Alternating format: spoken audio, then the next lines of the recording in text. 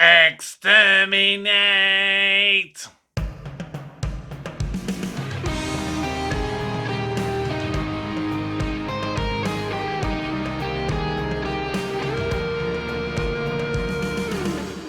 Hello everybody, welcome back to the channel. My name's Kevin, I'm a geek. You are watching Kevin the Geek.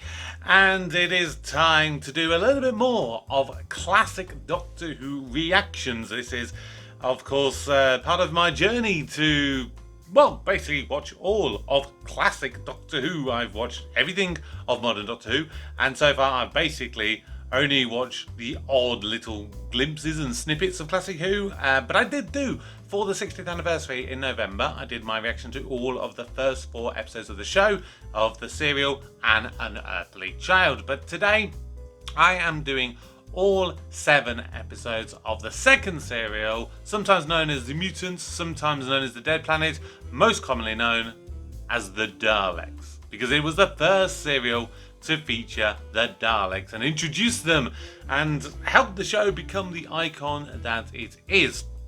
So, if you would like to see any of the reactions, I'm going to put a link in the comments down below, and I'm also going to put it in the video description so you can check out every single episode in its full length entirety. I'm doing the original versions. I'm not doing the sort of condensed 75-minute kind of colorized version that they released for the 60th anniversary, because I need to feel that, you know, I'm in a position that I can appreciate it for how it would have been originally viewed, and it could be that it loses some of the impact if you watch that condensed version of it. Maybe I'll see the colorized version in the future.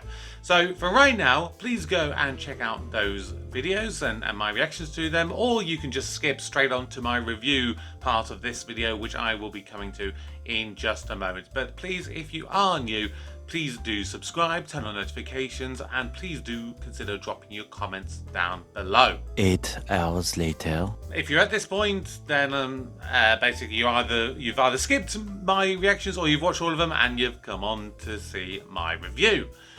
And I enjoyed it. I really did enjoy it. And I would say that I enjoyed it more so than I did watching the first serial, An Unearthly Child. And is that because I enjoyed more of the science fiction nature of it? Was it because I like sci-fi more than history?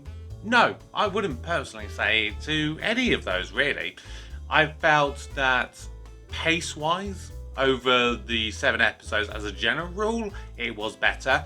There were elements of it that were not very well paced. I mean, definitely you could argue the 6th episode in particular, the one I think was the Ordeal, where they were kind of travelling to get to the Dalek city and they were going through the caves and such, that felt a very long episode in comparison. But of course we watched 7 episodes, all about half an hour each, so we're talking about, what, thereabouts 3.5 hours. So in essence, we'd be watching about 4 modern Doctor Who things, or two-parters kind of back to back.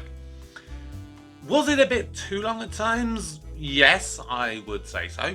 I definitely feel that there is quite a few bits that could be cut and condensed.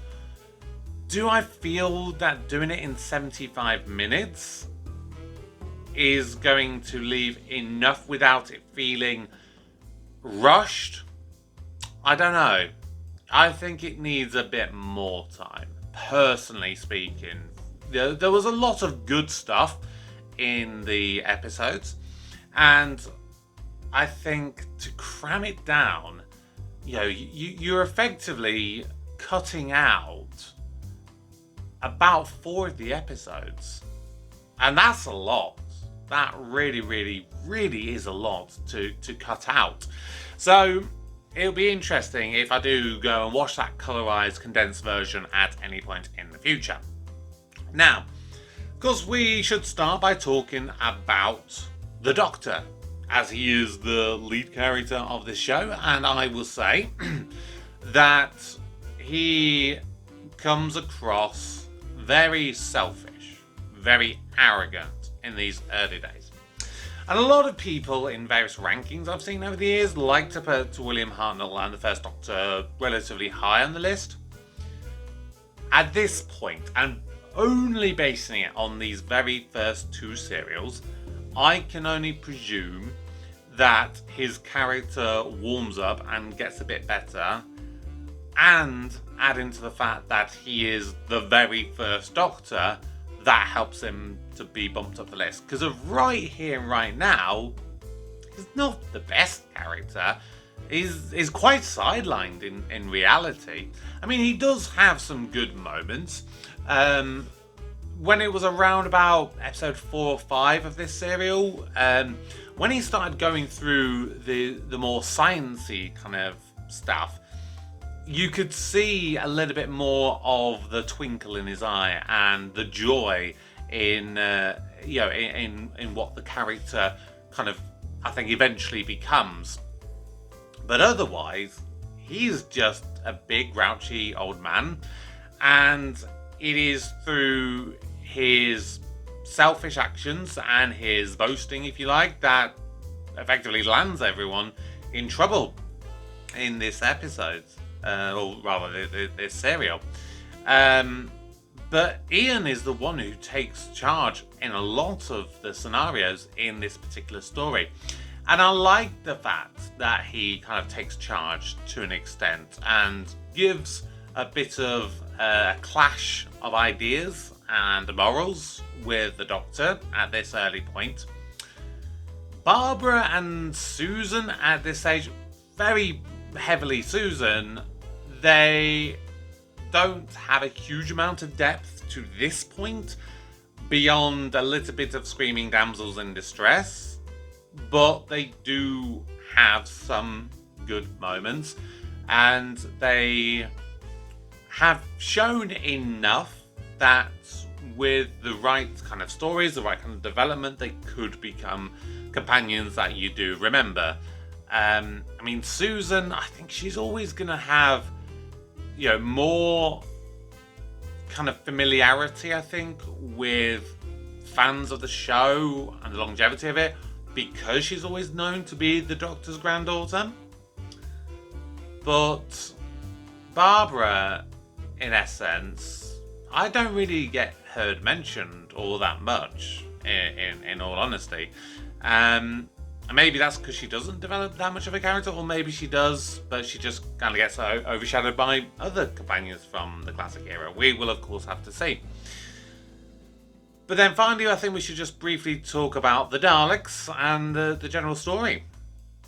So, of course, in this one, by the end of the episode, as always seems to be the way with the Daleks, they seem to be done. They're all dead, it would seem. But they've... The big kind of reference that people have always used for the Daleks, and they've tried to compare it to, is being a metaphor for the Nazis. And you have to, I think, exemplify that with the way that in this particular story, the vast majority of the Thals, who are the other indigenous race on the planet Skaro, the way that they are presented, being when it comes to the men, they're big, tall, strong, good-looking men. You could argue, and a lot of them have blonde hair. I mean, as far as you can tell, of course, with it being in black and white, and that, of course, gives a bit more credence to the whole the Daleks are the Nazis kind of reference and comparison. From what I briefly read up, looking into the Thals after watching this, without trying to see too much about storylines or anything like that, they only appear in entirety of Classic Who televised stories-wise, not including kind of alternative media, they only appear in 3 stories. So they've appeared in this one more which effectively becomes the sort of sequel to this one, if you like, and then the other one, probably the most famous classic Who story, Genesis of the Daleks. And I find it interesting that they've never really cropped up that much more. And it'll be interesting when I see those other stories that feature the Thals, because it feels like they're so important to the identity and the creation and the history of the Daleks that they should be kind of known that little bit more. And I did say in one of the episodes, in one of the reactions, or in the sort of very brief post-credit part of it, I said it'd be interesting if they did a story set on Skaro and brought in the Thals and had a bit more of a conflict again with the Thals and the Daleks. The closest we've ever come to potentially seeing that in the modern era would be the Magician's Apprentice and the Witch's Familiar. You know, the 2-part story with Peter Capaldi's era, where they go to Skaro and we meet Davros again. And obviously we see a scene set realistically when Davros was a young boy. So again, this would have been before the creation of the Daleks. So in theory, that, you know, depending on the characters that we saw in that, you could argue maybe the Thals have made an appearance, maybe they haven't made an appearance, I don't know. But I think it would be interesting, because the Daleks have become this, they come in and they're like, we've got this big plan, we want to exterminate the universe and we're going to do everything we can to destroy everything that is not like us. And after a while it gets old, you know? And we've obviously tried different things with different stories in modern Who that have tried to do different things with the Daleks. You take, you know, Daleks in Manhattan, where they do that sort of evolution and become a Dalek-human hybrid, which I still maintain is better than most people give it credit for. I think because it doesn't go down that familiar route with the Daleks, because it's not what people are expecting, they are quick to dismiss it. And then you have things like Into the Dalek and what was the other one? Asylum of the Daleks. You know, ones where you try and just do something that little bit deeper and mysterious and darker with them. And you know, sometimes it works, sometimes it doesn't.